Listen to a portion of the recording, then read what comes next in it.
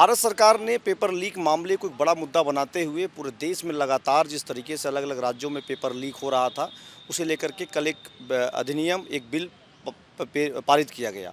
अब उसको लेकर के राजस्थान में क्या असर पड़ेगा? जो यहाँ विश्वविद्यालय में लगातार छात्र आंदोलन कर रहे थे कि यहाँ पेपर लीक हो जाता, सरकार एक्शन नहीं लेती। मेरे साथ कुछ छात्र मौजूद हैं, उनसे समझते हैं। ये बताइए, जो कल केंद्र सरकार ने जो पेपर लीक को लेकर अधिनियम जो पेश किया है, उसका क्या असर पड़ेगा राजस्थान में? देखिए, राजस्थान में जो अभी कल संसद में विधेयक पारित हुआ, तो कहीं न कहीं वो उन युवाओं के लिए एक वरदान मैं कहूँगा साबित होगा, क्योंकि इस राजस्थान में हमने देखा कि पिछले 5 वर्षों में जितनी भी परीक्षाएँ हुई, उनमें लगभग सारी परीक्षाएँ पेपर लीक हुईं। और उस पेपर लीक में यही नहीं कि कोई गिरोह शामिल हो, गिरोह तो शामिल था, लेकिन बड़ी बात ये है कि हमारी संवैधानिक संस्थाओं में रहने वाले लोग और सरकार का एक बड़ा तंत्र उस पेपर लीक की घटना में शामिल था। ऐसे में उस संवैधानिक संस्थाओं के गोपनीयता पर भी प्रश्न चिन्ह खड़ा हुआ। विद्यार्थी परिषद का मूवमेंट लंबा रहा। एबीवीपी ने करौली से लेकर के राजस्थान विश्वविद्यालय जयपुर तक एक न्याय पदयात्रा निकाली। आप देखिए, एक गांव से निकल करके कोई छात्र जयपुर आकर के पढ़ रहा है, वो अपने किस तरीके से अपना रूम का किराया दे रहा है और वो परीक्षा देता है। परीक्षा देने के बाद में जब उसको यह पता लगता है कि मैं जो पेपर दे के आया हूँ वो लीक हो चुका है, तो वास्तव में आप उसकी आपबीती को नहीं समझ पाएंगे, क्योंकि वो अपने आप को ठगा महसूस करता है। कई सारे युवाओं ने अपनी आत्महत्या कर दी। तो मुझे लगता है कि जब ये केंद्र ने इस बिल को पारित किया है और इसमें जो प्रावधान रखे हैं कि जैसे 3 से 5 साल की सज़ा और 10 लाख रुपए का जुर्माना, वहीं गिरोह है कोई तो उसके लिए 5 से 10 साल की सज़ा और 1 करोड़ रुपए का जुर्माना। साथ में एक उन्होंने जो प्रावधान रखा कि कम से कम एक समय तक के लिए उनको पाबंद कर दिया कि परीक्षा ना दें। मुझे लगता है कि कहीं न कहीं से एक बदलाव तो आएगा। आप बताइए, राजस्थान में तो पहले से कानून बना हुआ है।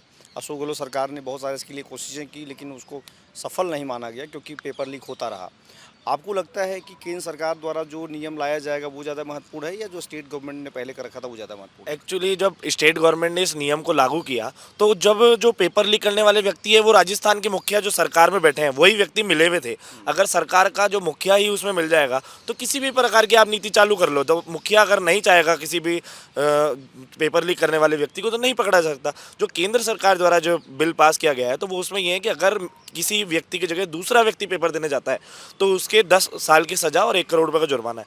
तो ये जो केंद्र सरकार ने लागू किया है, ये धरातल पर लागू हुआ है। जो हमारे पूर्व में राजस्थान सरकार ने जो इसको लागू किया था वो धरातल पे नहीं था, वो केवल कागजी कार्रवाई तक ही सीमित रहा।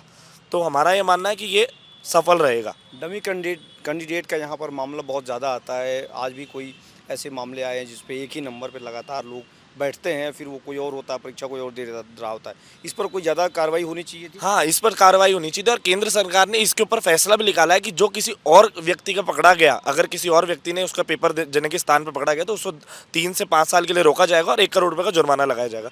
तो ये बहुत ही अच्छा फैसला है, ताकि ऐसे जो छात्र जो पढ़कर पेपर देना चाहते हैं और पेपर देकर आते हैं, उनके साथ जो ठगी होती है वो रुक जाएगी। आप बताइए, 2 परीक्षाएं भजन लाल सरकार आने के बाद हो चुकी हैं, पेपर लीक नहीं हुआ। आपको लगता है सरकार की मंशा कमज़ोर रहती है इसलिए पेपर लीक हो जाता है, या कानून होना ज़रूरी है? कानून होना बहुत ही ज़्यादा ज़रूरी है। इन चीज़ों में पेपर लीक जैसी जो होती है उन सब में कानून, जो डमी आपने भी बात करी उसमें भी कानून होना बहुत ज़्यादा आवश्यक है।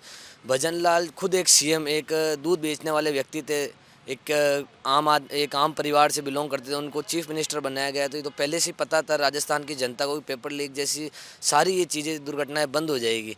पर हमारे जो अशोक जी गहलोत अभी, इन्होंने कहा कि जिस तरह मुख्य इन सब में गोविंद सिंह डोटासरा थे, तो अपने पूरे परिवार को ही आरएएस सरकारी नौकरियों में भर्ती कर देगी। तो ठीक है, सरकार बदल दी, नहीं तो वापस कांग्रेस आ जाती तो ये पूरे गाँव को ही अपनी सरकारी नौकरियों में डाल देते हैं। फिर भी ये तो दुर्भाग्य है कि फिर वो एमएलए बन के आए हैं। तो इस सब क्या ही कह सकते हैं। पर सेंट्रल गवर्नमेंट ने बहुत शानदार फैसला लिया है, जिसमें 1 करोड़ का जुर्माना, 10 साल की जेल। ये अगर धरातल पे देखते हैं कब तक क्या रहता है। सरकार ने नियम निकाला है, बाद में पता चलेगा। आप इन सारी बातों से कितना सहमत हैं कि जो कानून आया है उसकी वजह से पेपर लीक होना रुक जाएगा?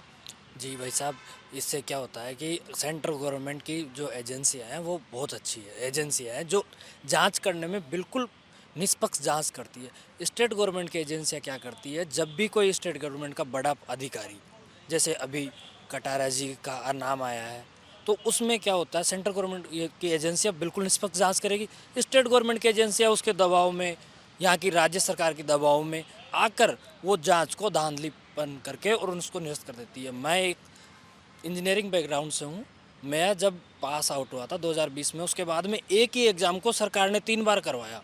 JN की एग्ज़ाम थी, उस एग्ज़ाम को एक ही एग्ज़ाम को 3 बार करवाया, लेकिन तीनों बार पेपर लीक हुआ है। और फिर लास्ट में कट ऑफ गई है 90%, जो आज तक कभी नहीं गई। और उनको गवर्नमेंट ने वो दे दिया 20-20 लाख रुपए का। बाकायदा हमने धरना दिया है, सब कुछ किया, तो भी गवर्नमेंट सही निष्पक्ष जांच नहीं कर सकती, स्टेट गवर्नमेंट। इसलिए सेंट्रल गवर्नमेंट ने बहुत अच्छा ये किया है कि उसमें निष्पक्ष जांच हो, कहीं की सरकार हो उसमें निष्पक्ष जांच होगी, तो बहुत अच्छा निर्णय है ये सेंट्रल गवर्नमेंट का।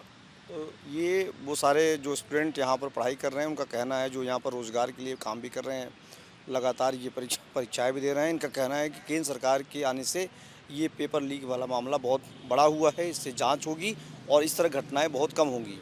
ABP लाइव से संतोष कुमार पांडे, जयपुर।